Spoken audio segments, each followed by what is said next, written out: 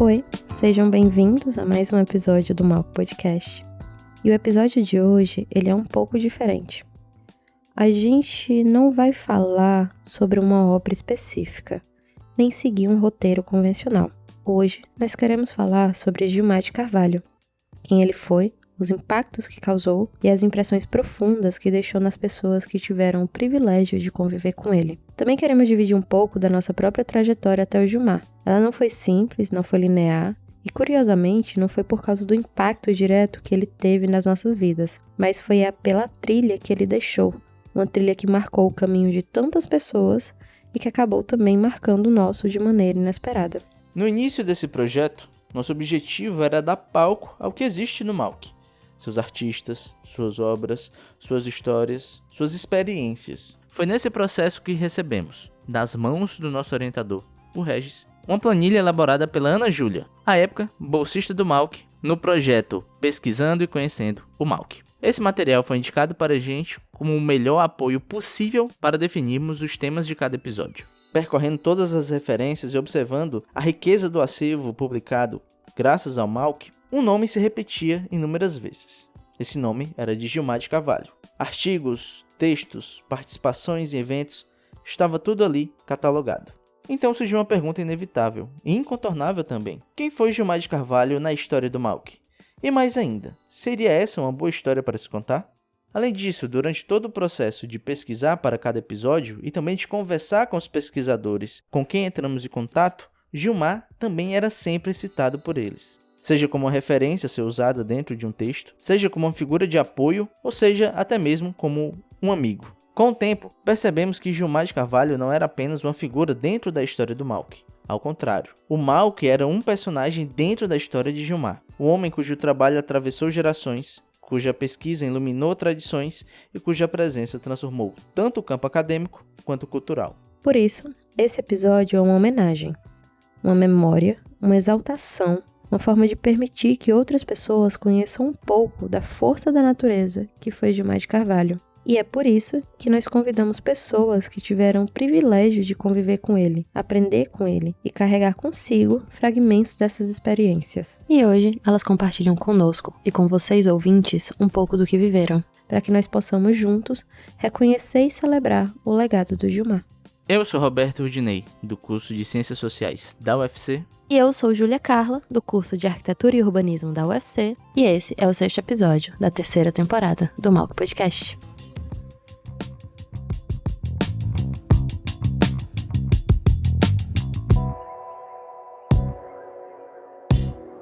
Gilmar de Carvalho nasceu em Sobral, em 1949. Formou-se em Direito e em Comunicação Social pela Universidade Federal do Ceará e, mais tarde, concluiu o mestrado em Comunicação Social pela Universidade Metodista de São Paulo e doutorado em Comunicação e Semiótica pela PUC de São Paulo. Foi professor do Departamento de Comunicação da UFC desde a década de 1980, onde atuou como pesquisador, orientador e formador de gerações. Seu trabalho circula entre a literatura de cordel, a xilogravura, os mestres da cultura, os modos de fazer tradicionais, a oralidade e os vínculos entre comunicação e memória. Gilmar publicou dezenas de livros, participou de projetos de preservação cultural, trabalhou com o Museu de Arte da UFC e se destacou pela capacidade de transformar a pesquisa acadêmica em compromisso afetivo com as pessoas que cruzavam seu caminho. Gilmar era, sobretudo, alguém que escutava.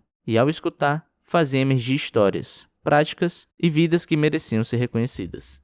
Bom, eu chego na UFC e no Malc em 2008 para trabalhar e uma das primeiras pessoas que o professor Pedro Aimar me apresentou foi o professor Gilmar de Carvalho. Graciele Siqueira, museóloga e atualmente diretora do Museu de Arte da Universidade Federal do Ceará, é uma das nossas convidadas para falar de Gilmar.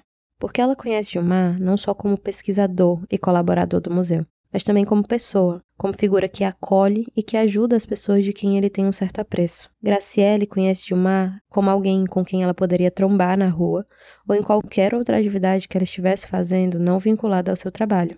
E nesse depoimento de hoje, ela fala um pouco sobre quem foi Gilmar na vida dela. E me apresentou ele como um grande parceiro do museu, como um pesquisador importante, da cultura popular cearense e uma figura que eu iria conviver muito ao longo dos anos que eu estivesse atuando no museu. Então, o meu primeiro contato com o professor Gilmar foi uma intercessão do professor Pedremar, porque o professor Gilmar era aquela figura habituê no MAUC, fosse para pesquisar na biblioteca, fosse para pesquisar no arquivo, fosse para pesquisar na reserva técnica. E como na época a gente era uma equipe muito pequena, eu era uma das pessoas que mais atendia o professor Gilmar de Carvalho no Museu de Arte, quando ele ia realizar suas pesquisas lá no acervo. Bom, uma das histórias mais marcantes que eu tenho com o professor Gilmar de Carvalho foi quando eu assumi a direção do Museu de Arte e 2 pessoas eu fiz questão de mandar e-mail comunicando. Uma era a professora Adelaide Gonçalves, do curso de História, e a outra era o professor Gilmar de Carvalho. E para mim foi muito marcante porque eu demorei um mês e meio para poder mandar mensagem para ele, um e-mail para ele, né, avisando que eu havia assumido a direção do MAUC, que eu queria muito poder contar com ele, com o conhecimento, com a parceria, com a amizade. E eu lembro que eu mandei esse e-mail mais ou menos assim, umas 11h50, meio-dia, já estava bem próximo do horário de almoço. E na hora que deu 1h30 da tarde, o professor chega, né, lá no MAUC com um chocolate, falando que já sabia que eu havia assumido a direção, mas que ele só ia se apresentar à minha disposição depois que eu tivesse comunicado ele que eu estava à frente do MAUC. E, de fato, até o falecimento dele, o professor Gilmar foi, assim, um grande parceiro, um grande amigo, né? Todas as dúvidas que eu tinha em relação a qualquer artista, qualquer informação, se eu mandasse uma mensagem para ele, depois ele passou a adotar o WhatsApp, ele responderia prontamente. Bom, o que eu aprendi com o professor Gilmar, primeiro eu aprendi lendo os livros dele, porque ele, logo no início, quando eu cheguei no MAUC, ele me deu uma sacola com uns 13 ou 14 livros escritos por ele sobre estilogravura, artistas, pesquisas.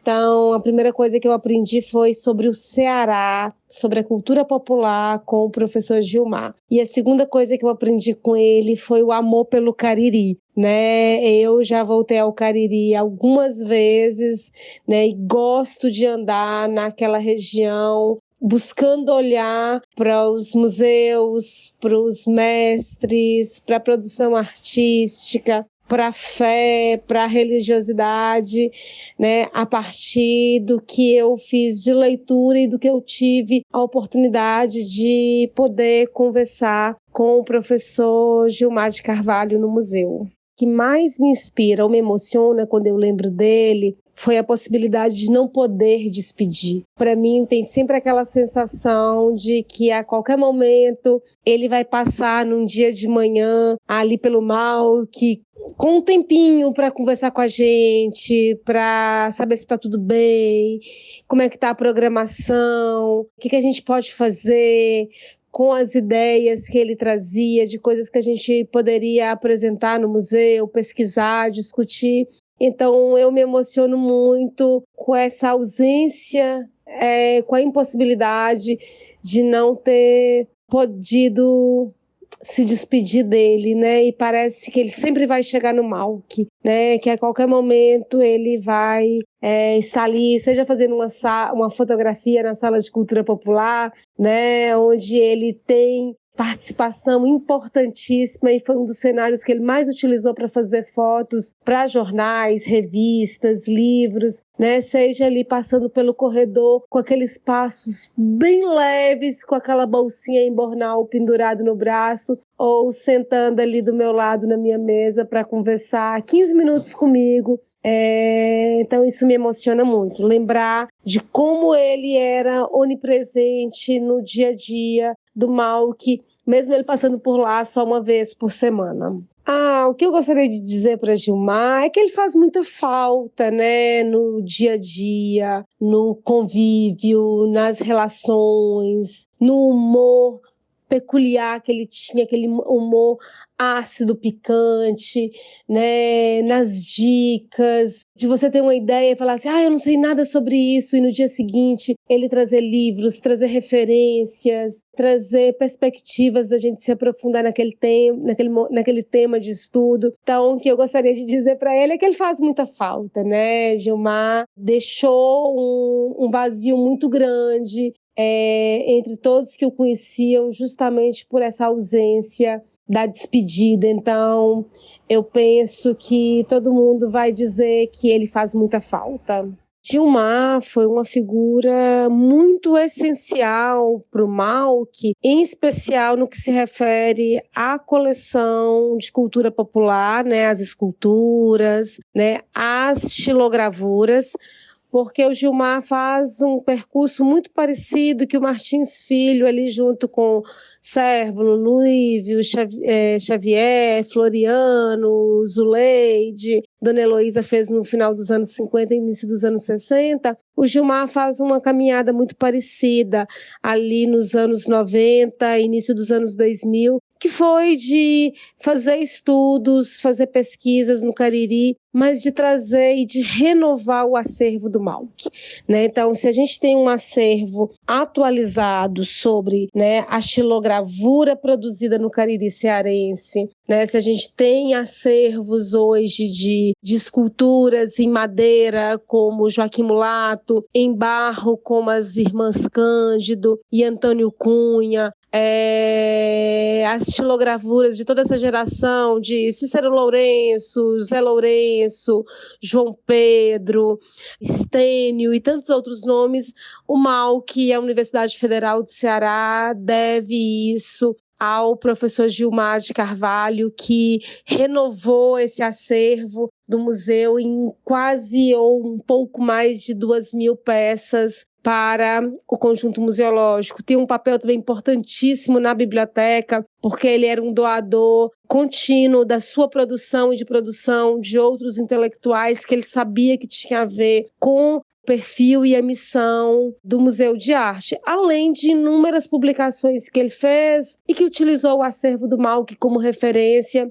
E dessa forma, ele fez com que esse acervo estivesse aí sendo divulgado para que as pessoas pudessem conhecer a sua obra e a sua pesquisa, mas também o acervo do Museu de Arte da UFC. O Gilmar foi muito participativo, né, nas montagens de exposições, né? A Sala de Cultura Popular do Museu de Arte da UFC tem o DNA Gilmar de Carvalho, né, porque grande parte das obras que estão ali expostas, em especial dessa xilogravura produzida dos anos 90 para cá, chega ao museu por meio da sua intermediação, por meio da sua aquisição, por meio da sua doação. Os textos dos xilógrafos foram produzidos pelo Gilmar, os textos sobre xilogravura, barro, cerâmica foram produzidos pelo Gilmar, né? O Gilmar fez a curadoria de exposições como o centenário do Patativa do Assaré, exposições do artista visual Estênio Burgos, a produção e a coordenação do projeto do centenário de nascimento do Estrigas, estava sempre ali disposto a compartilhar seu saber e seu conhecimento. Então, definir uma única exposição eu acho muito injusto para mim, a partir do que eu vi do Gilmar, a partir dos anos de 2008, quando eu chego no museu. Então, Gilmar tem uma marca muito profunda em todos os acervos do MAUC, porque ele contribuiu de forma participativa, colaborativa, democrática, todos esses nomes, né, esses termos que a gente utiliza hoje e que o Gilmar já falava e já discutia e já trazia para o MAUC desde os anos 90. Gilmar é o maior estudioso da cultura popular cearense, né? E se a gente hoje pode estudar a xilogravura dos anos 50, 60 e essa xilogravura produzida a partir dos anos 90, ela se deve ao Gilmar. Esse próprio renascimento da xilogravura que acontece ali dentro da lira nordestina, ela tem a mão, tem a tutoria, né? O acompanhamento, o monitoramento de tudo isso feito pelo Gilmar. A própria questão hoje de termos os mestres da cultura, o primeiro trabalho de mapeamento, né, desses mestres, né, desses seres imagéticos, potentes, que tinham um conhecimento especial, especializado, diferenciado, foi produzido pelo Gilmar, né? O mapeamento das rebecas e dos rabequeiros no Ceará, isso é Gilmar de Carvalho, né? A pesquisa sobre o cordel produzido aqui no estado, isso é Gilmar de Carvalho. Então, Gilmar, ele é a referência da cultura popular no Ceará para a gente, né? Para a gente que trabalha com arte e cultura, pensar a cultura popular no Ceará sem pensar Gilmar de Carvalho é um grande equívoco, né? A gente precisa beber dessa fonte, ir nos estudos, ir nos escritos, porque ele conseguiu mapear para a gente artistas, artesãos, produtores de conhecimento, que são essenciais para a gente compreender como esse estado se desenvolveu no campo da cultura, mas em especial da cultura popular. Outro relato que resolvemos trazer é de Wellington Júnior, professor do curso de Publicidade e Propaganda da UFC, artista visual e performer, também conhecido pelo nome artístico de Tutunho. Wellington teve um contato muito particular com Gilmar, primeiro como estudante e depois como amigo. O relato dele nos faz ter uma visão ampla do que foi Gilmar, do seu apreço pela cultura, pelas pessoas e também pelo seu próprio trabalho. O Wellington também nos conta mais sobre a metodologia prática de Gilmar, sobre como era estar em contato com ele todos os dias e ter experiências significativas diferentes. Então é muito sobre essas pequenas histórias que a gente quer fazer o nosso episódio de hoje. A gente quer compartilhar com vocês.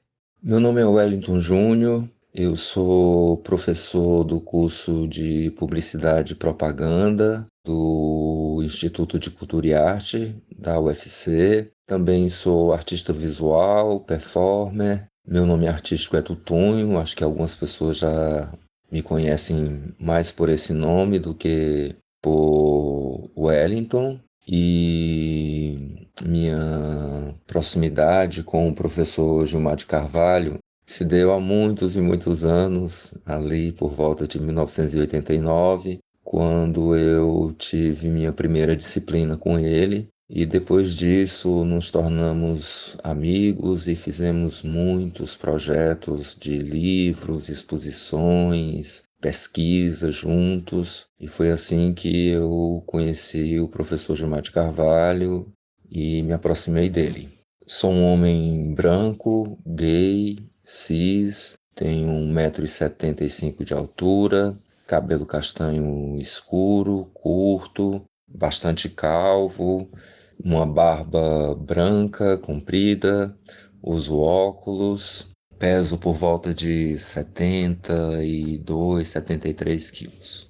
Eu me lembro muito claramente a primeira vez que eu encontrei o professor Gilmar de Carvalho. Eu tinha saído de uma experiência religiosa, onde eu estava morando numa comunidade, e voltando para a universidade depois de um ano afastado. E era meu primeiro dia de aula do semestre. Eu estava matriculado numa disciplina que, se não me engano, era História do Jornalismo Brasileiro. Foi uma experiência incrível ter sido aluno dele, não só nessa disciplina, mas em várias outras. Era um professor muito compromissado, amava o que fazia, muito generoso com os alunos. As aulas eram encontros muito, muito agradáveis, muito acolhedores, muito inteligentes, com muita informação, muito repertório. Era um homem muito erudito. Então foi assim que eu conheci o Gilmar de Carvalho. Olha, se eu fosse contar as histórias marcantes com o Gilmar de Carvalho, a gente ia ter que fazer uns 4 episódios desse podcast aqui para poder contar os causos, né? Muitas viagens, muitos projetos juntos. Moramos juntos em São Paulo durante alguns meses, quando eu fui fazer o meu mestrado lá. Era uma pessoa muito bem-humorada, era uma pessoa muito inteligente. Então a gente viveu coisas muito interessantes, né? Se eu pudesse listar aqui algumas coisas, eu falaria das viagens incríveis que nós fizemos para o Cariri. Ele, já à época, interessado nos mestres da cultura, muito da Chilo, muito do cordel, mas ele já começava a pesquisar outras manifestações da cultura tradicional popular, não só no Cariri, mas no interior do Ceará todo, né?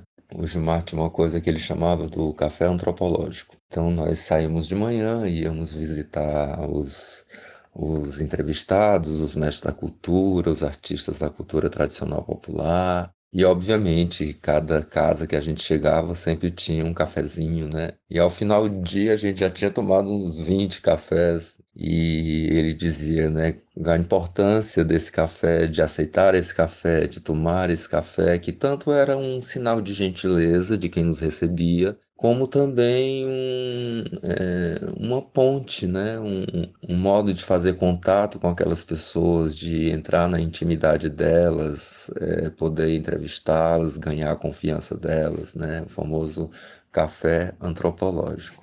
E outra lembrança também muito boa com relação ao Gilmar, que quando ele foi para São Paulo fazer o doutorado dele, a casa dele em São Paulo virou uma espécie assim de quartel-general dos pesquisadores do Ceará que estavam fazendo mestrado e doutorado tanto na USP quanto na PUC, e era um espaço muito interessante de encontro. Então passavam ali pela casa do Gilmar, tanto nós pesquisadores daqui, professora Meise, Lucas, da História, professor Tadeu Feitosa, das Ciências da Informação, Anne Caterine, jornalista daqui, hoje professora em São Paulo, Gabriela Frota Reinaldo, Carlos Chaves, professor Antônio Gilberto, também da História, que era de São Paulo, mas acabou compondo esse grupo quando se casou comigo. Então tem aí um espaço muito interessante de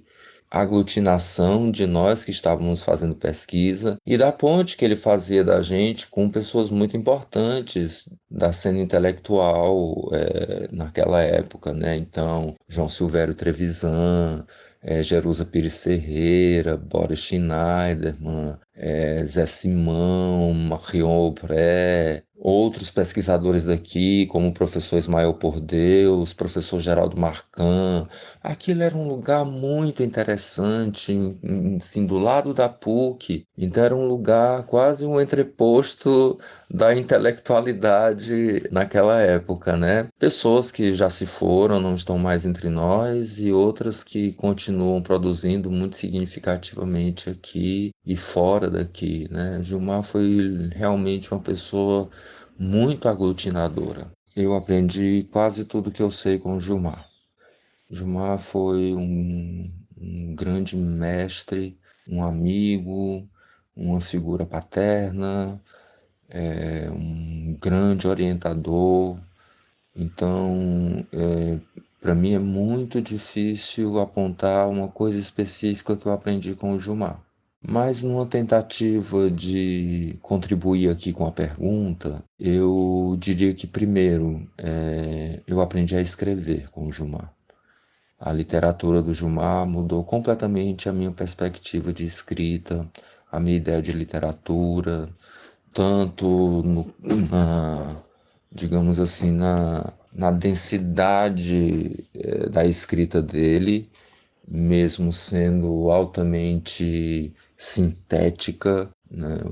A escrita do Gilmar é uma escrita muito objetiva, pretensamente objetiva, né? Porque ele usa da construção quase jornalística na literatura dele para falar de coisas que não são uma notícia, né? Dizem a respeito à nossa própria condição humana, ao que nós somos, digamos, de um modo muito geral, mas também de um modo muito particular aqui no Ceará. Eu acho que talvez seja isso que mais me marcou na literatura do Gilmar, foi ouvir ler, ver no que ele produzia um pouco do que nós somos como cearense, como Fortaleza, essa cidade, né, que ele escreveu tanto sobre. E também acho que outras coisas importantes que eu aprendi com o Gilmar tem a ver com uma certa concepção do que é arte tradicional popular, cultura de massa, cultura tradicional popular, tudo isso para o Gilmar era um grande contínuo. E as caixinhas, as divisões que a gente costuma colocar aí, para ele eram sustentadas pela demanda do mercado, por uma determinação classista. Então, aprendi que entre um Manuel Graciano e um Renoir, a diferença, quem constrói é a perversão do capital. Acho que o esforço do Gilmar a vida inteira foi para mostrar isso. Outra coisa também importante que eu aprendi com o Gilmar foi um certo modo de abordar o campo, de fazer pesquisa, né? Para o Gilmar não havia pesquisa sem campo, o pesquisador tem que ir ao campo. E no caso dele, ele fazia isso a partir de duas perspectivas ditas por ele mesmo, né? Um é a escrita jornalística, que eu já falei, né, da importância disso no trabalho dele, mas também a escuta psicanalítica. Então, quando você entende esses dois dispositivos, vamos dizer assim, de pesquisa, de metodologia da pesquisa do Gilmar e de escrita também, você começa a entender a produção dele de outro jeito, né? E também aprendi muito com o Gilmar professor, né? Tanto um pouco nessa estrutura da aula, que apesar de preparada, está muito aberta para o contexto dialógico da sala de aula, né? Uma preocupação, um compromisso com o interesse individual dos alunos. Ele fazia uma coisa muito interessante. Era um homem muito generoso.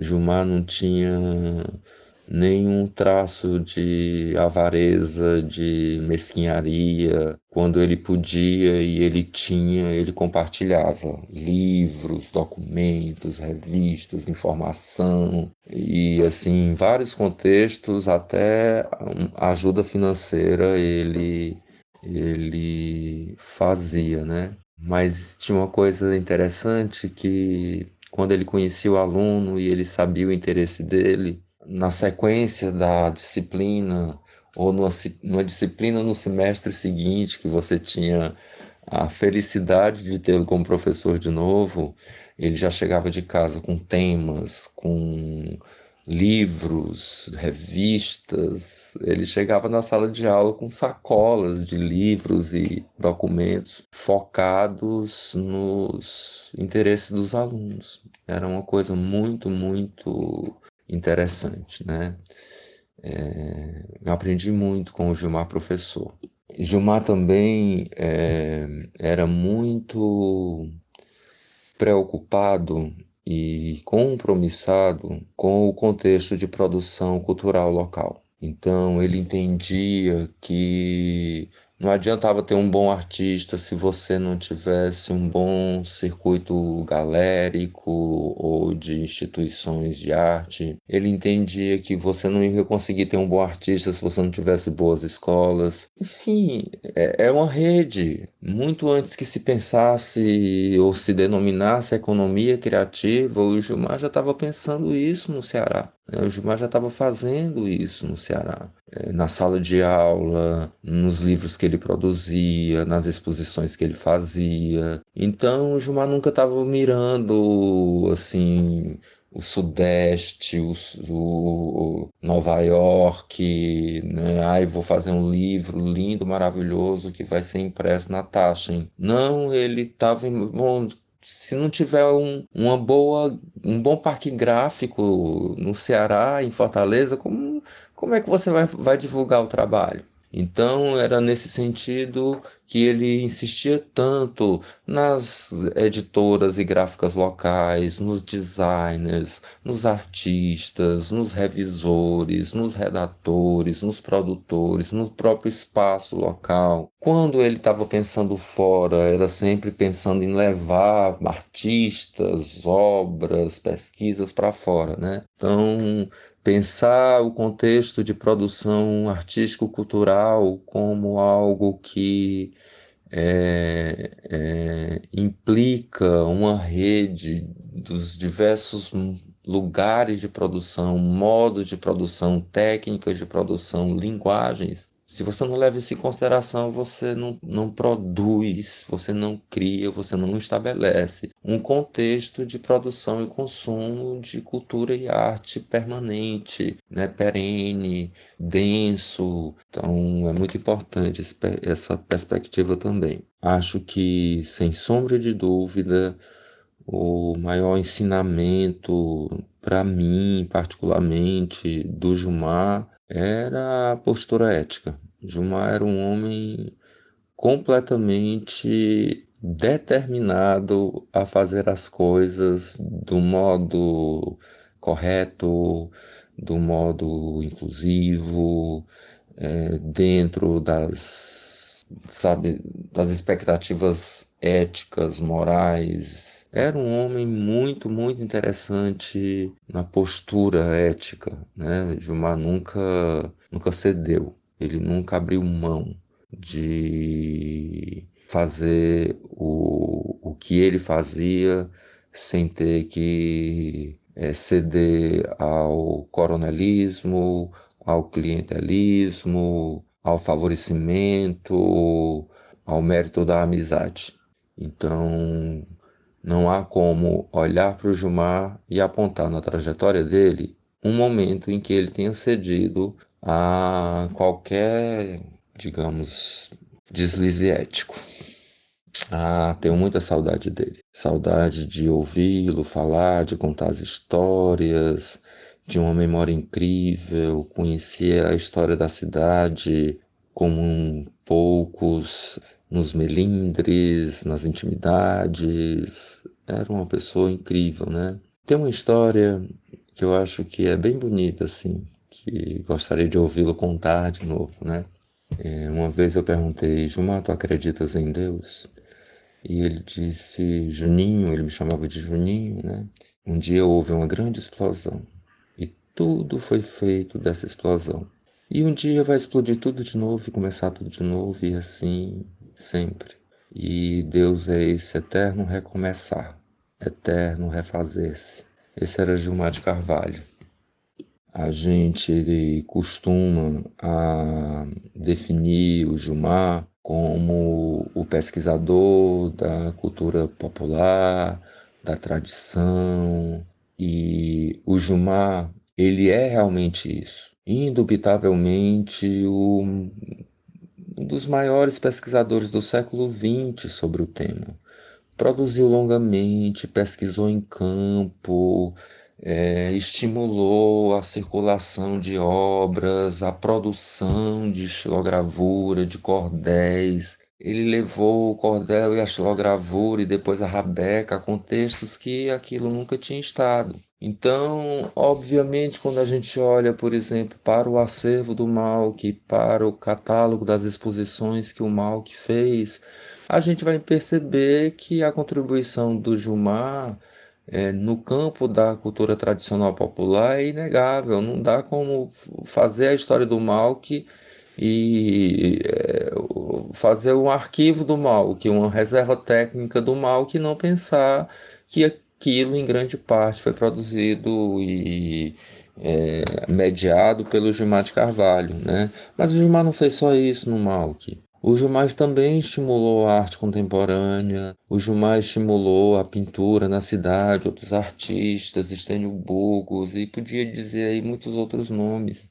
Estrigas, sabe? Quantas exposições o Gilmar fez que não estavam marcadas só pela cultura popular? A gente precisa entender que o Gilmar, ele era um pesquisador da cultura e da arte de um modo muito mais amplo. E mesmo quando ele estava estudando ali a cultura tradicional popular, ele estava tentando mostrar como aquilo não se diferenciava em termos de valor estético, criativo, artístico e poético de qualquer outro modo de produção artística contemporânea. E que, inclusive, essa distinção entre popular, erudito, contemporâneo, tradicional, é uma determinação do mercado, é um nicho para vender, né?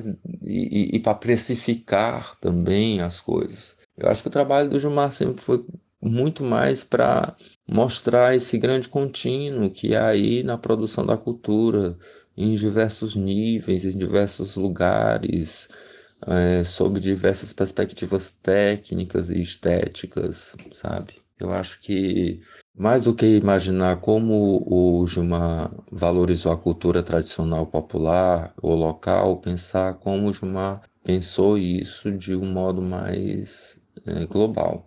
Bom, como eu falei há pouco, não é?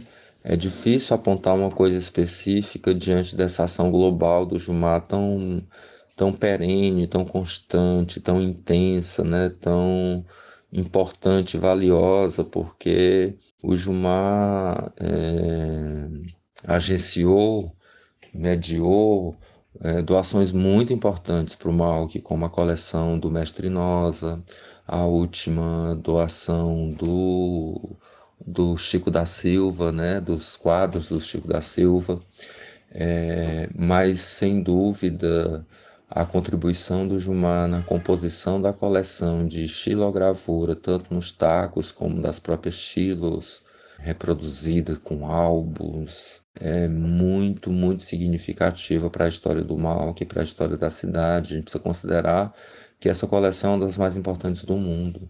Se duvidar, a mais importante da América Latina, tanto em termos de quantidade como de variedade, de mapeamento daquilo, da expressão e da própria reflexão teórica que ele fez dessas coleções, né? Quando você pega a coleção de estilo do Malk, você não tem só as estilos, os tacos, você tem tudo que ele escreveu sobre aquilo. Então, acho que são coisas muito importantes para a gente considerar dessa ação, né, do Gilmar no Malk.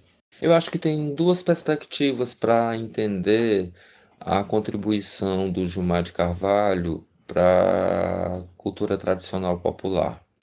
Eu acho que a primeira é literalmente a tentativa de dissolver essas categorias tão rígidas entre tradicional, contemporâneo, popular, erudito, arte elevada, a arte e o artesanato, né? Então o Gilmar ele entendia que essas classificações elas eram artificiais, elas não davam conta do grande espectro de produção popular, de produção cultural popular, que nem tudo pode ser definido como artesanato, que há ali processos que dialogam e que se repetem tanto no campo da arte contemporânea, quanto no que é produzido tradicionalmente. Questões como site specific, work in progress, a relação entre arte e vida, a própria noção de performance. Então, para o Gilmar, essas divisões elas estavam assentadas não num valor estético, poético, criativo, artístico da coisa, mas em determinações morais, mercadológicas, completamente artificiais, né? Então, para mim, a primeira grande contribuição do Gilmar é essa tentativa, e que eu acho muito bem sucedida no trabalho dele, de borrar essas fronteiras, né? Uma outra coisa importante que o Gilmar fez foi o mapeamento das culturas tradicionais populares, né, das manifestações artísticas tradicionais populares no Ceará como um todo. Ele mapeou tudo, ele mapeou o Ceará inteiro. O Gilmar não estudou só rabecas, não estudou só cordel, não estudou só estilo, e se tivesse feito só isso, teria feito demais. Mas o Gilmar se interessou por vaqueiros, o Gilmar se interessou por rendeiras, artistas do barro, madeira, ferro, coco, reizado, dança de São Gonçalo. O Gilmar fez uma coisa e nos deixou esse mapeamento, que era uma coisa que não se fazia desde os anos 70, 80 com séries. Depois disso, ninguém tinha feito. E importante ressaltar que os outros mapeamentos, né, foram feitos a partir de financiamento estatal. E o Gilmar fez tudo isso com o dinheiro dele.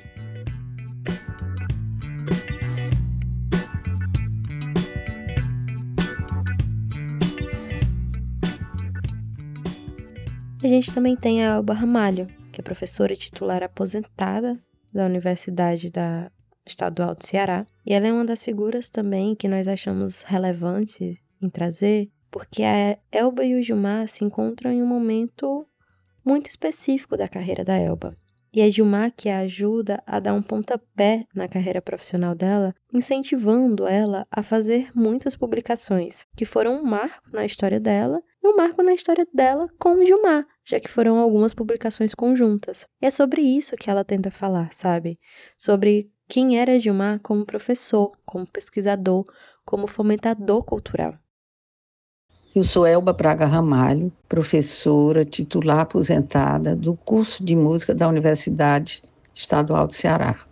Meu contato com Gilmar de Carvalho ocorreu na Secretaria de Cultura do Estado, quando ele assessorava a secretária Violeta Reis. Gilmar me chamou para convidar-me a produzir meus trabalhos acadêmicos. Graças a seu estímulo, publiquei minha dissertação de mestrado na UFC sobre a cantoria nordestina e minha tese de doutorado na Universidade de Liverpool sobre Luiz Gonzaga. Tornamo-nos parceiros em publicações e em eventos voltados principalmente para a cultura brasileira, sempre imbricada com a tradição. A parceria gerou uma grande amizade. Não posso deixar de destacar a homenagem que fizemos a Alberto Nepomuceno em 2020, ano centenário desse grande compositor cearense. Embora a pandemia tenha limitado os nossos sonhos, conseguimos realizar, sob a liderança de Gilmar, o seminário Nepomuceno em Foco, com a parceria da UES, através do Grupo de Pesquisa Cirim, e do Centro Cultural Dragão do Mar. Ali, reunimos pesquisadores do Ceará e de outros estados brasileiros para uma série de palestras que muito nos enriqueceram com seus aportes sobre Nepomuceno.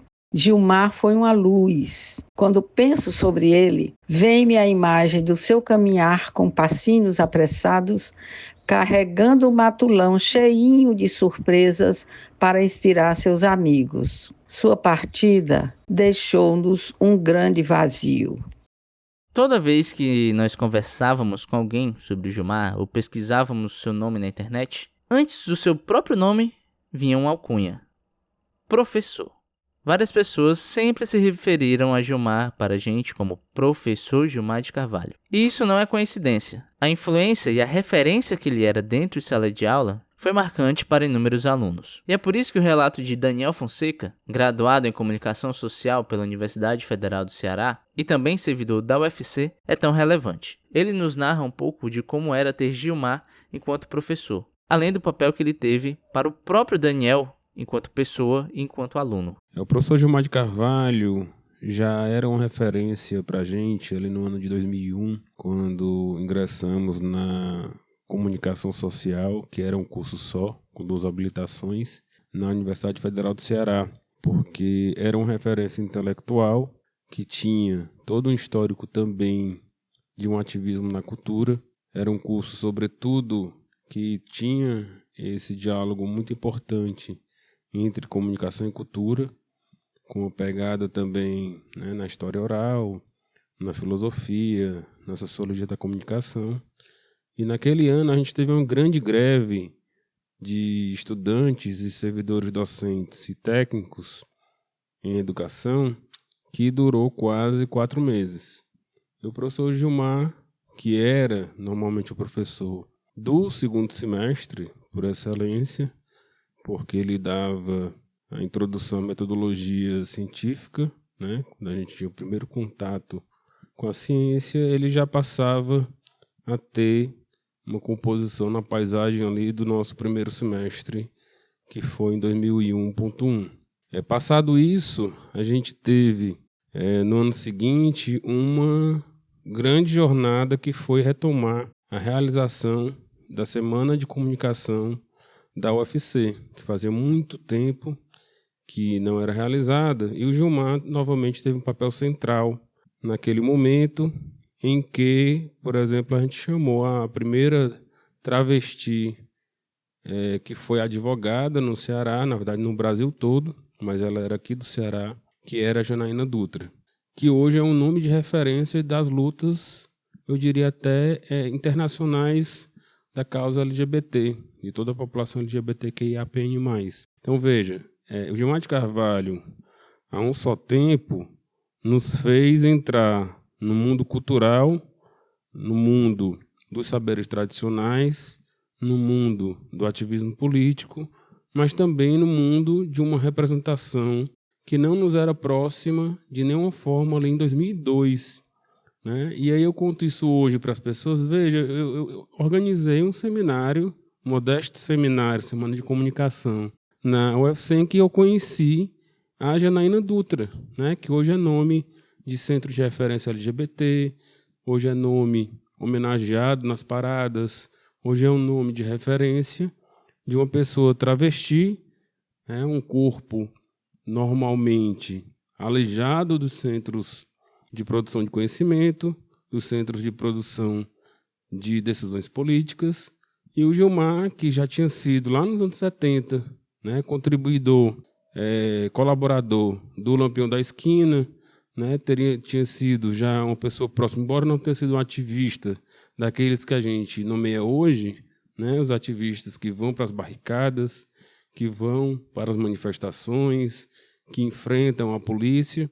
Mas o Gilmar já formulava ali, nos anos 70, a sua militância a partir da formulação teórica, e literária. Naquele momento ele era muito mais publicitário do que jornalista ou advogado, que é a outra formação, como bacharel em Direito. O advogado ele nunca foi, mas foi bacharel em Direito, pelas pressões da família. Então essa é a primeira lavra, digamos assim, o primeiro cultivo que Gilmar traz para a gente. E aí eu tenho a honra de dizer também que naquele segundo semestre, que só começaria na prática em 2002, ele foi meu orientador de trabalho científico na disciplina dele, porque além de fazer o trabalho final, eu decidi fazer um projeto de pesquisa ali, que não vingou completamente, porque eu escolhi o segundo projeto, mas que tratava da abordagem que o Diário Nordeste fazia do grupo Crítica Radical, que era o grupo da minha tia, a Rosa da Fonseca, que era uma grande referência para ele. E aí o Gilmar me convenceu, na verdade, a ficar com o segundo projeto, que é muito curioso, que tratava do colonismo social, que acabou me seguindo durante toda a faculdade e encerrando o curso em 2004 com um trabalho de monografia sobre o colonismo social no Ceará, o caso específico da Sônia Pinheiro. E aí, quando eu conto isso também para os meus colegas, que o Gilmar de Carvalho me levou a tratar do colonismo social, normalmente as pessoas me perguntam se eu tratei do comunismo social. Não, do colonismo mesmo, que ele era muito dedicado a entender o mundo dos olimpianos, na acepção do Edgar Morin, e ele colocava: Daniel, não tem quem trate disso, porque, na verdade, as esquerdas elas estão muito ocupadas em entender a si mesmas, em entender os movimentos sociais, as ONGs, os sindicatos, o que está correto, mas eu acho que cumpre a academia e a esses movimentos entender como pensa o conjunto dos autodenominados ricos, bem-nascidos, herdeiros, né? Aquelas pessoas que estão muito mais presentes nas colunas sociais que tinha naquele momento como grande nome, inclusive modernizante do tipo de fazer o colunismo social, que era a Sônia Pinheiro no jornal O Povo. E aí eu fiz com a orientação do Gilmar, inclusive com orientações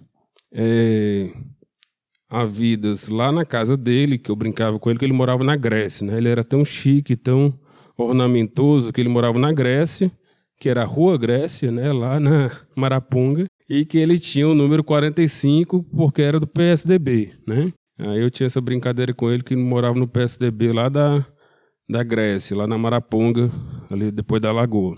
E a casa do Gilmar era um verdadeiro museu vivo, né? Um museu vivo não só pela disposição dele como intelectual orgânico, né, como receptivo das pessoas ali, mas porque tinha uma série de xilogravuras, esculturas, quadros, pinturas, todo tipo de acervo que muitos poucos museus têm hoje, eu diria no Brasil, sobretudo tratando-se da cultura popular, dos saberes tradicionais aqui do Ceará.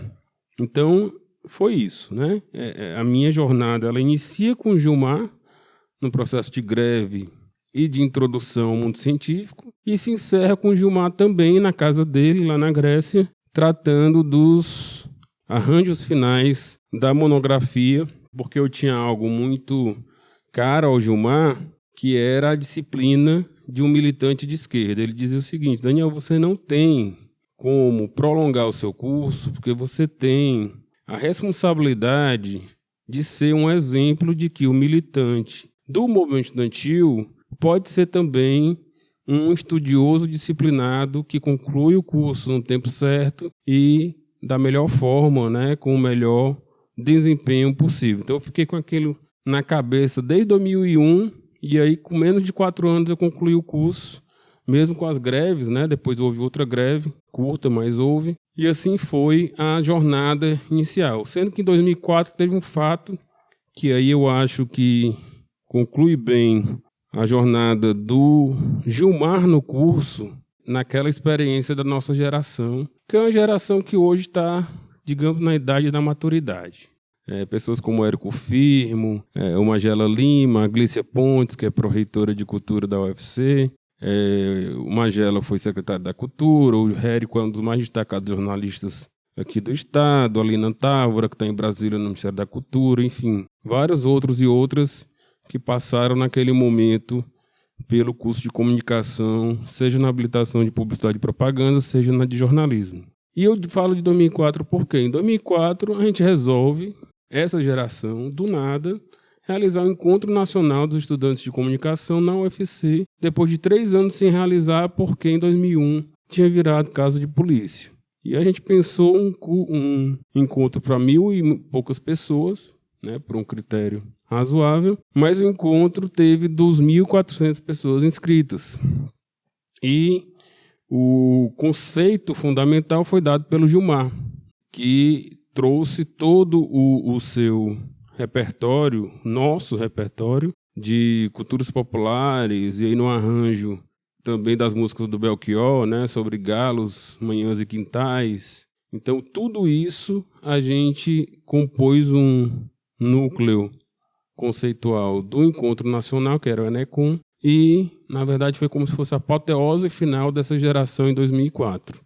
E aí se seguiram os anos, eu como servidor da UFC na rádio universitária, vizinha aqui do MAUC, né? Portanto, ele tinha uma trajetória que incluía, sobretudo, o MAUC, a Praça do Ferreira, né? E aí não é um merchan, até porque não existe mais, mas era o Lescale, um ponto de parada comensal do Gilmar, que depois se tornaria a Praça dos Mártires, né? O passeio público, lá com o restaurante, que ele ia sempre, e tinha também ali na Aldeota, curiosamente ele sempre ia também por questões médicas. Então ele tinha essa trajetória que era semanal, né? Você podia encontrar o Gilmar na quarta-feira no Shopping Aldeota, ia encontrar às quintas ou sextas lá no passeio público, e quase todos os dias ele passava pelo Malc, porque ele chegava por aqui, né? Ele vinha da Parangaba / Maraponga e ele passava por aqui, pelo Malc, onde eu sempre o encontrei, não só nas exposições,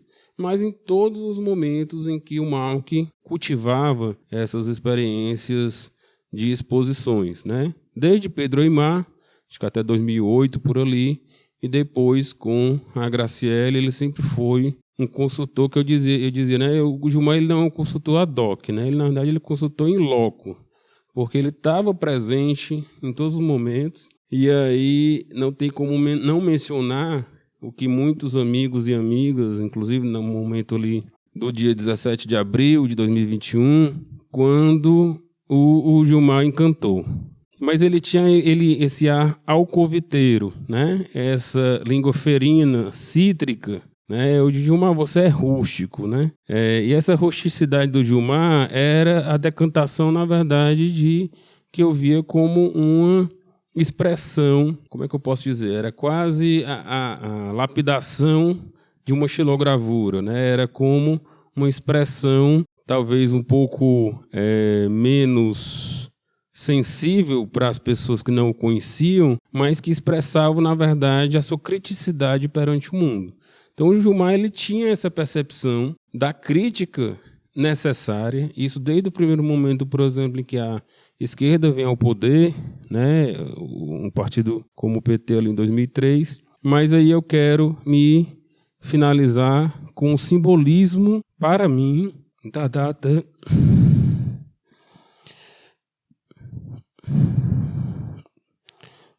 do Gilmar, né? 17 de abril, ela tem pelo menos 3 fatos marcantes, né? Tem um simbolismo para o UFC, que curiosamente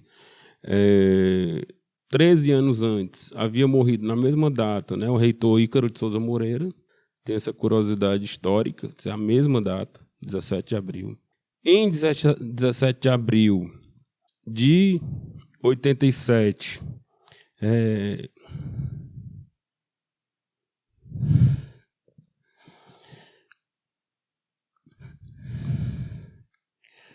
faleceu meu avô.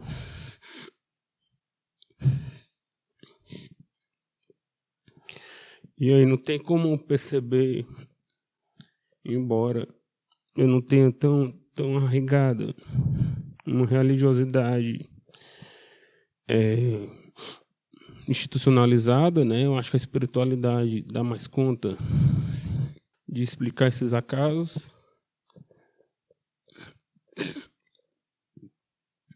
Então não tenho como não fazer esse vínculo, né? Então sempre a gente faz uma referência à passagem do meu avô em 87 e aí 34 anos depois o Gilmar faz a passagem no mesmo dia, né? Inclusive num dia que a gente estava mencionando justamente a passagem do meu avô. E tem um terceiro símbolo que em 96, 17 de abril de 96, houve o massacre de Eldorado dos Carajás, lá no Pará, em que dezenas de pessoas foram mortas na luta pela terra. E eu acho que o Gilmar ele tem escrito na história do Ceará, na história de Fortaleza, na história do Brasil, uma militância que eu dizia, Gilmar, você não é um militante ativo, né? Você é um militante passivo, mas que é muitas vezes mais revolucionário do que os militantes ditos ativos que estão nas trincheiras, né, da luta social no país. Então você não tem como contar a história da luta social na área da cultura, dos direitos LGBT, das identidades todas, da educação superior no Brasil, sem contar a história do Gilmar de Carvalho, né, sobretudo por essa organicidade que ele imprimia no trabalho dele como preservador, né, de todas as linguagens artísticas, né? Acho que o trabalho dele no Cariri, em que eclode esse pensamento do Gilmar como um mantenedor, uma mistura de mecenas, né, com percepção e também produção cultural, né? Ali nos anos 80, que eclode esse sentimento e que segue com ele até 2021 e depois, né?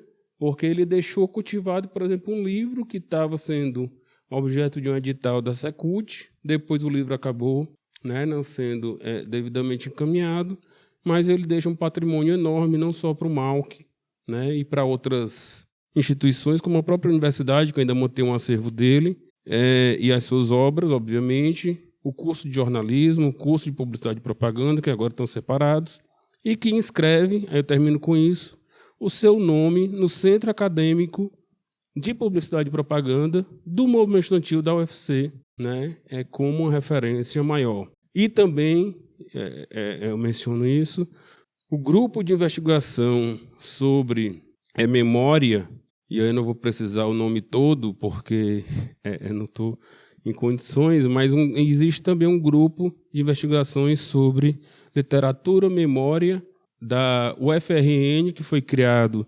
pela ex-orientanda dele também, Mônica Mourão, que está como professora lá da UFRN. Só para dar o nome certo e trazer a informação completa, o grupo que Daniel está se referindo é o Gilmar, Grupo de Investigação sobre Linguagem, Memória e Representação, lá da UFRN. Para mais informações, a gente vai deixar linkado na descrição do episódio o Instagram do grupo. Eu queria fazer esse registro porque eu acho que é importante mencionar as memórias que são restabelecidas a todo momento pela vida e obra do nosso Gilmar de Carvalho, né? Que era carinhosamente chamado por nós, por conta do e-mail, pelo Gil Descartes, né? Então o Gil Descartes está presente, está vivo, e eu acho que o MAUC ele é não só uma trajetória da vida dele, no cotidiano dele, na rotina dele, mas compõe mesmo a própria vida do Gilmar, assim como diversos outros espaços museológicos de produção de conhecimento. Por fim, trazemos o depoimento da Isabel Gurgel, jornalista, ex-aluna da UFC e fundadora do Cidade Portátil, que se dedica ao estudo e à divulgação de acervos, em parceria também com o Museu de Arte da UFC. O depoimento da Isabel ele é um pouco diferente dos outros, mas ainda assim ele é muito relevante. A Isabel lê diretamente trechos de publicações do Gilmar e ela fala muito sobre a importância dessas produções literárias, sobre o impacto que ele teve na preservação da história do nosso estado, principalmente da região do Cariri. Que anjos são estes que guerreiam contra a fome, a peste e o pecado? Que anjos são estes que purgam na própria carne a transgressão do mundo? Ordem dos penitentes. Grupo que perambula, encapuçado pelas noites, rezando e bodejando benditos. Uma fé incondicional, uma tradição que vem de tempos remotos, passa pela Idade Média e chega ao sítio Cabeceiras, Barbalha, introduzida pelos missionários do século XVIII, reforçada quando da epidemia de cólera no século XIX, pela mediação do padre Ibiapina. Gilmar de Carvalho começa assim um texto sobre Joaquim Mulato. Rapazinho, seu Joaquim Mulato passa a fazer parte da Ordem dos Penitentes do sítio Cabeceiras, em Barbalha, no Cariri, sul do Ceará, onde nasceu em 1920. Na década de 40, nos anos de 1940, seu Joaquim Mulato passa a ser decurião, o líder da ordem. Vai suceder José Francisco da Silva, mestre Biro. É o que o Gilmar de Carvalho nos conta no mesmo texto. Penitente e escultor, seu Joaquim Mulato está no acervo do Museu de Arte da UFC. 55 santos de madeira feitos por ele foram doados por Gilmar para a coleção de arte popular do MAUC. Como leitora, eu posso fruir das viagens, encontros, estudos e pesquisas do professor Gilmar. São muitos Cearás, desconhecidos para a maioria de nós, são muitos os Cearás que Gilmar escuta e guarda de modos bonitamente argutos, como produzir livros e fazer doações para acervos públicos.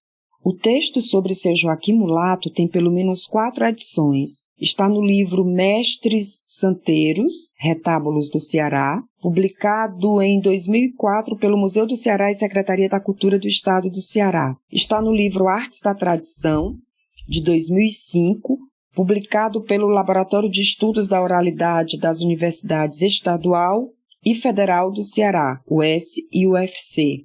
O Artes da Tradição, com fotos do Francisco Souza, reúne uma série de matérias publicadas anteriormente no Jornal Diário do Nordeste, de Fortaleza. Uma versão menor do texto está no livro Mestres e Mestras da Tradição Popular do Ceará, publicado pela Secretaria da Cultura do Ceará em 2006.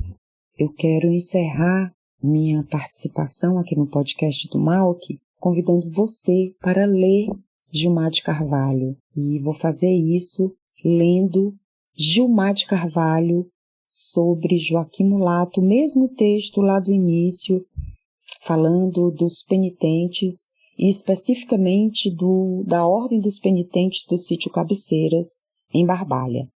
Então eu volto ao texto do Gilmar. Para eles, o canto é uma oração imemorial, que vem não se sabe de onde. Plangente vem pontuado pela dor em sua dimensão física. Ouvi-los é a certeza de uma religação com as camadas mais profundas de um sentimento de que o humano busca o sagrado e de que essas vozes de agricultores de Barbalha, ásperas e rascantes, soam límpidas ao Deus onipotente e onipresente que eles cultuam. São ouvidos nas noites, quando estes anjos que guerreiam e se penitenciam por eles e por nós, adentram a mata em busca de túmulos e dos cruzeiros das almas. Podem sair e voltar logo, ou chegar pela manhã, quando os passarinhos já estão cantando. Ouvi-los é um privilégio, porque é importante que esse canto tenha permanecido, com as marcas do sofrimento, expectativas e sonhos.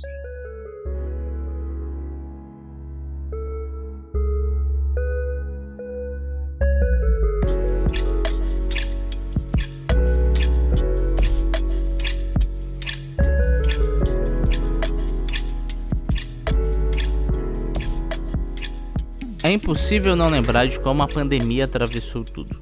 Para muitos, o Covid foi uma interrupção brusca no cotidiano. Para Gilmar, foi um desafio que chegou quando ele já vinha enfrentando outras fragilidades de saúde. No início, muita gente acreditava que seria só mais uma internação. Quem convivia com ele sabia que Gilmar tinha uma resistência surpreendente. Mesmo quando o corpo queria falhar, a mente continuava firme, curiosa e inquieta, do jeito que sempre foi. Ele continuava falando do que queria escrever, das pesquisas pendentes, das coisas que ainda desejava ver prontas. O Covid foi cruel com ele e, ao redor, a sensação era de que ninguém estava preparado para imaginar um mundo sem Gilmar. Talvez por isso tenha havido uma mobilização tão grande. Amigos, colegas, ex-alunos, admiradores, gente que conviveu muito e gente que só conviveu pela leitura, começaram a procurar formas de ajudar. Foi nesse momento que surgiram as doações. Não foi algo organizado por instituições, não foi campanha pública, foi uma corrente de cuidado. Um grupo que começou pequeno, entre pessoas muito próximas e que rapidamente cresceu, porque quando se falava de Gilmar, ninguém queria ficar de fora. Havia quem pudesse dar valores maiores e havia quem pudesse dar só o que tinha naquele mês. Havia quem oferecesse comida, remédio, transportes, qualquer coisa que aliviasse um pouco o peso das despesas médicas. Essa rede sustentou muita coisa, mas, principalmente, a certeza de que ele não estava sozinho. Gilmar sempre teve um enorme respeito pelas culturas populares, pelos laços comunitários, pelas forças das pequenas solidariedades. Nos últimos meses, ele viveu exatamente isso, só que voltado para ele. Talvez ele não pudesse agradecer como queria. Talvez não tivesse mais muita energia para conversas longas. Porém, ele sabia quem estava ali, segurando tudo. Às vezes pensamos que a despedida de alguém diz muito sobre a vida que essa pessoa levou. No caso de Gilmar, de estudo. Ele partiu cercado por uma comunidade inteira que se recusou a deixá-lo atravessar aquele momento sem apoio. Pessoas que correram atrás de tudo o que fosse possível, desde documentos até conversas com médicos, que ficaram horas em salas de espera, que davam notícias, que faziam orações, que seguravam a barra uma das outras. O Covid tirou dele a rotina, tirou sua força. Mas não tirou o afeto. Não tirou a rede imensa de gente que se juntou para cuidar dele, da melhor maneira possível. No fim, o que fica não é uma doença, é esse gesto coletivo, quase silencioso, porém firme, de retribuição. Uma forma de dizer: nós estamos aqui, como você sempre esteve por nós.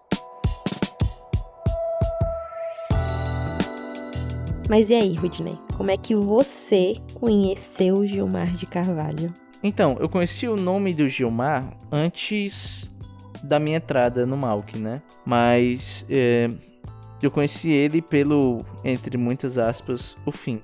Foi com um amigo meu compartilhando, né, com muito pesar, a notícia do falecimento dele. E já no Malc, quando a gente começou a pesquisar para os episódios, né, para ter aquele famoso brainstorming, uma coisa ficou muito na minha cabeça, que o quanto eu queria ter podido ter, 5 minutos de conversa com o Gilmar. Porque tudo que ele fez é muito gigantesco, é muito instigante e me deu uma certa tristeza de não ter tido a oportunidade de conhecê-lo em vida para poder trocar uns 5 minutinhos de conversa, igual todas as pessoas com que a gente conversou nesse episódio tiveram, né? Que você nota que ele era uma pessoa muito humana, apesar de ser uma figura, né? Gilmar de Carvalho, pesquisador, professor, mas antes de tudo ele era uma pessoa muito humana e que parecia se importar com as pessoas em volta, né? É só um exemplo que a gente teve também no episódio que a gente gravou com a Sandra, que a Sandra também comentou sobre essa questão dela ter chegado para estudar no Malc, ter encontrado com o Gilmar, e o Gilmar tá com uma série de livros dele para dar para ela, para dar suporte a ela, né? E tu, Júlia? Tipo assim, não tem como não se comover, né?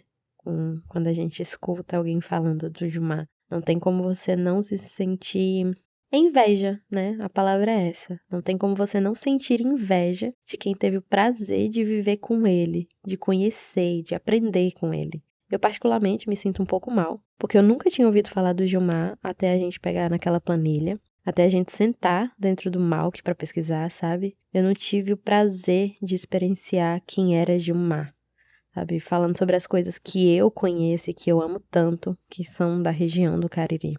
E eu acho que passar a maior parte da minha vida sem esse arcabouço, sem ter esse material de consulta, né?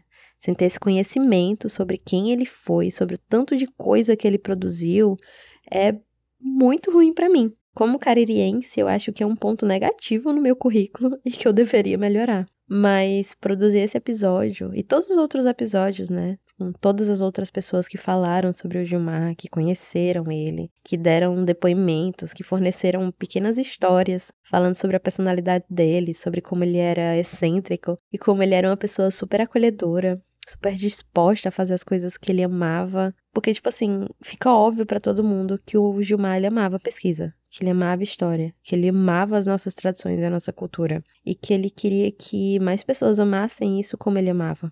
Fica muito óbvio pra mim o esforço que ele faz, todas as coisas que ele colhe, né?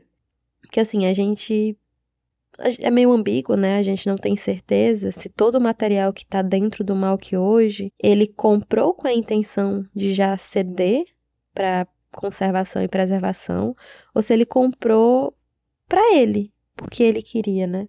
Mas, independente de qual tenha sido o objetivo inicial de adquirir todas as peças que hoje estão no Malc, o ato dele comprar essas coisas, dele catalogar, mostra que ele era uma pessoa muito apaixonada pelo que ele fazia. Que não era só produzir por produzir, que não era só material acadêmico para montar currículo, que era realmente uma coisa que ele fazia por amor. E a prova disso é todas as pessoas que ele encontra, né? E que ele incentiva a publicarem, a falar das paixões delas. E eu acho isso muito legal. Eu acho que fica muito claro pra gente, né? Estando dentro do Malc, trabalhando em qualquer setor do Malc, você acaba querendo ou não cruzando com os rastros que o Gilmar deixou lá dentro, né?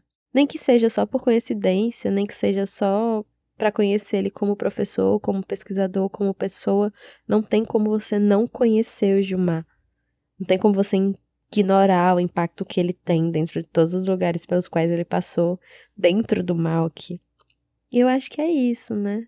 E é por isso que eu falei fim, entre aspas, ali. Porque se tem uma coisa que eu tirei de produzir esse episódio, de escutar os relatos de todo mundo, e também das conversas avulsas que a gente teve, né? Acho que praticamente todas as pessoas que a gente entrevistou falaram de alguma forma do Gilmar. Dentro do museu a gente escutou muito falar sobre ele. É que ele ainda está presente, né?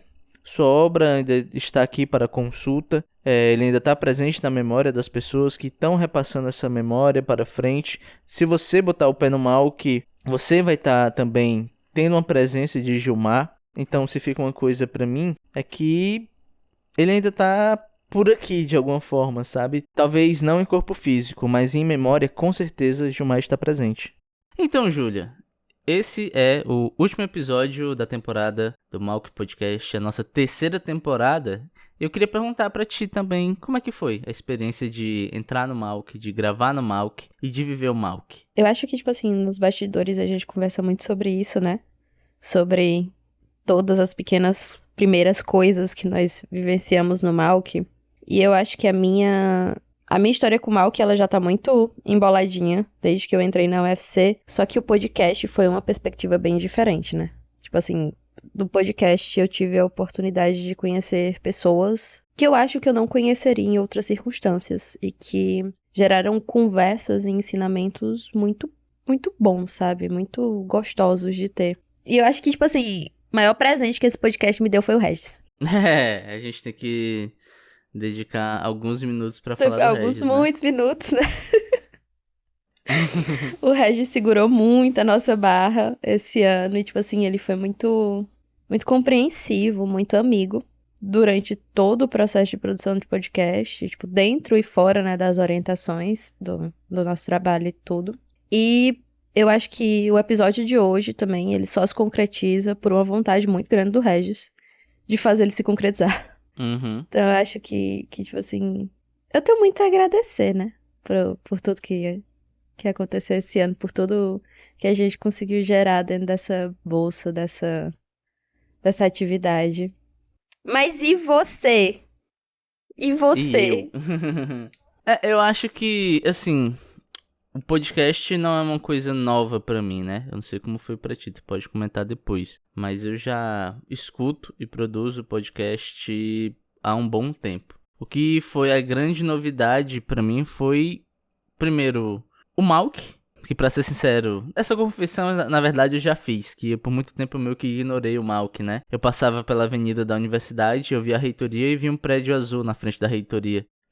Então eu era completamente ignorante sobre o quão legal é o Malk. A gente fala muito da importância de como ele é um museu diferente do acervo, que é muito vasto. Ele é pioneiro. Pois é, mas a gente tem que destacar que o Malk é muito legal de você visitar. As pessoas que compõem o Malk são pessoas maravilhosas. Obviamente que eu vou falar bem do Regis, que o Regis... ele era a nossa liderança, né? Só que para além de uma liderança, eu posso dizer que o Regis é nosso amigo, sabe? E eu não falo isso da boca pra fora. O Regis realmente foi uma amizade, tinha um carinho muito grande com a gente tem um carinho muito grande com ele. E o contato que a gente teve com ele foi maravilhoso e é uma pessoa que eu quero carregar, assim, no coração, de verdade, né? Mas, assim, o que eu também tive de aprendizado, voltando mais na questão de podcast, é que eu adorei produzir isso aqui. Eu acho que... Como eu falei, eu já produzo meus podcastzinhos por minha conta há um bom tempo, mas a produção aqui foi muito diferente. Eu acho que pude aprender muita coisa nova e muita coisa que eu, de verdade, eu vou levar também para toda a vida. Coisas que eu quero implementar no que eu estudo, no que eu faço, nas conversas que eu tenho por aí. Então foi maravilhoso, em todos os aspectos. Você tá chorando, Júlia? É isso que eu estou vendo aqui? Chorando. Não, é porque... O ouvinte tem que saber, né? A gente não, tem que dar uma porque imagem assim, pro ouvinte. não querem diminuir o seu trabalho em nenhum momento, mas eu acho que muitas coisas fui eu que escrevi, né, pra gente. Não, claro, a gente passando os bastidores, a maior escritora do programa foi você. Eu contribuí muito pouco com o ato de escrever, porque... Pois é. Primeiro, eu falei assim, cara, a Júlia é quem domina isso aqui, então eu quero deixar fluir, sabe? Eu quero ajudar em outra coisa, e outra coisa eu faço, né?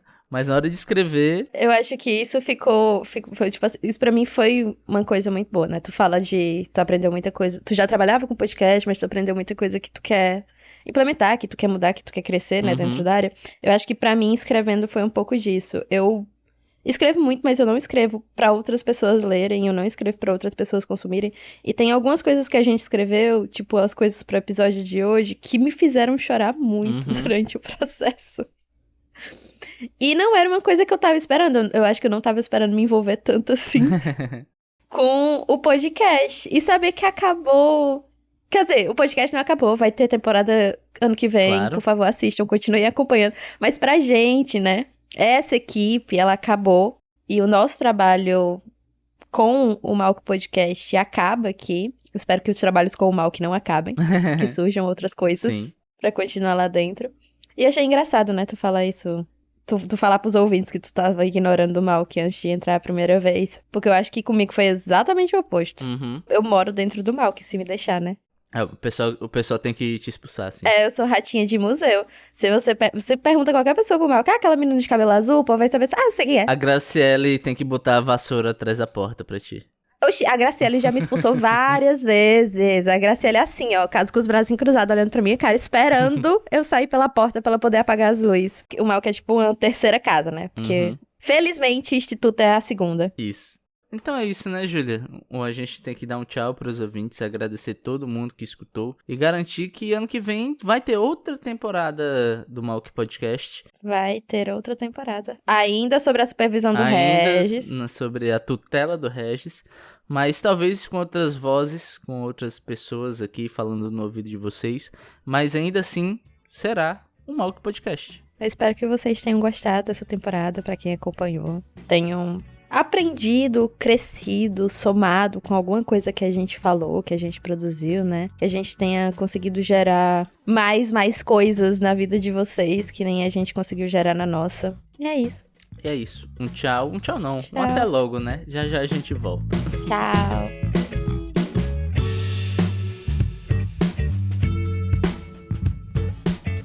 O Malk Podcast é um projeto do Museu de Arte da UFC, viabilizado pelo Programa de Promoção da Cultura Artística da Pró-Reitoria de Cultura da Universidade Federal do Ceará. O roteiro e a produção desse episódio são de Roberto Rudinei e Júlia Carla. A orientação e coordenação de produção é de Regis Torquato Tavares. Não esqueça de curtir, comentar e, o mais importante, compartilhar. Até o próximo episódio, um abraço e tchau!